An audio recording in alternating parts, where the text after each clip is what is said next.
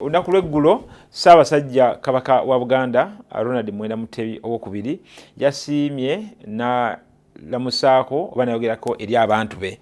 Kabaka yasinzidde mu ggwanga ly'e Namibia gye yagenda okuwummulamuko ate era n'okujjanjabibwa ng'agoberera ebiragiro by'abasawo. Ssaabasajja Kabaka yayogeddeko eri Obuganda ekisooka ne yeebaza Katikkiro, baminisita n'abaami b'amasaza olw'okuba nti bakoze bulungi emirimu gy'embuga.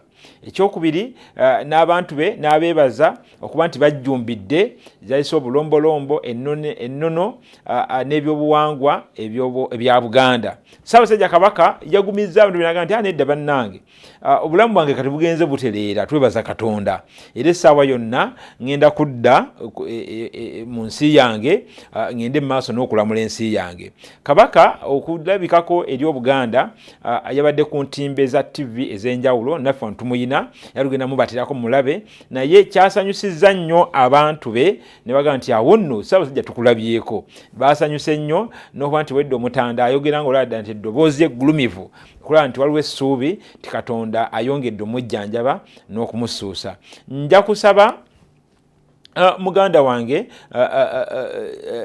ali mu byuma awo agenda kutuwa eddoboozi ly'omutanda Kabaka ng'ayogera naye alina kyakoonyeeko awo n'agamba nti abantu bwe mubeere n'empisa ate mubeere n'obumu. Bino omutanda we yabyogeredde nga waliwo abavubuka bagufudde omugano ng'ogw'enswa okudda ku mitimbagano gino gye munyumiza wala ne bavoola Obwakabaka ne bavoola Katikkiro ne bamuyisaamu olugaayu ne bamuvuma baga nti tuwe Kabaka waffe, tuwe Kabaka. Era ennaku ezo Katikkiro yagenda nti bannange Kabaka wano bwe yali omulwadde mwatugamba nti tumutute kumujjanjabisa ate bwe yagenza okujjanjabwa ate mukomyewo mangu wano.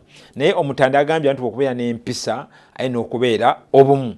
So Ssaabasajja Kabaka twagala okulaga obusanyu okusiima nti twamulabyeko era ng'ayogera eri abantu be. Nja kusaba muganda ngo tuwe Kabaka mu dakika ze nsigaddeyo ayogere eri Obuganda then tulyoke tugende mu kuwummulamuko tujja kudda ne Afande Gilbert Nyaika. Nze Moses Mugala, program The Agenda. Mbalamusizza abantu baffe mwenna. Nze Ssaabasajja Kabaka nga nsinziira wano we twajja okuwummulako n'okujjanjabibwa nga tugendera ku magezi g'abasawo nga bwe gaatuweebwa. Tubadde tumaze akabanga nga tetubawulizaako nga tugoberera ebiragiro by'abasawo ebyatujja ku mirimu egisinga obungi. Embeera y'obulamu bwaffe egenda etereera era tusuubira okudda ku butaka mu biseera ebitali bya wala nnyo. Twebaza Katonda atukuumye era n'Obuganda olw'okutusabiranga bulijjo ate n'obutaggwaamu ssuubi wakati mu kusoomoozebwa okw'amaanyi ddala.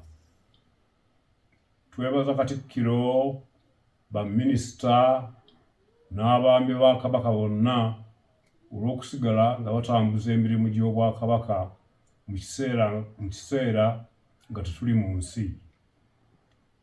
Ebigenda mu maaso byonna tubigoberera era twebaza Obuganda olw'obujjumbize mu mirimu gy'Obwakabaka. Twebaza abantu baffe abagoberedde empisa, obuwangwa, ennono n'obulombolombo mu kiseera kino ekizibu ddala. Nga bwe tutera okwogera bulijjo, amaanyi gaffe gali mu kwegatta. Tukubiriza abantu baffe okusigala nga bali bumu. Mukama abakuume.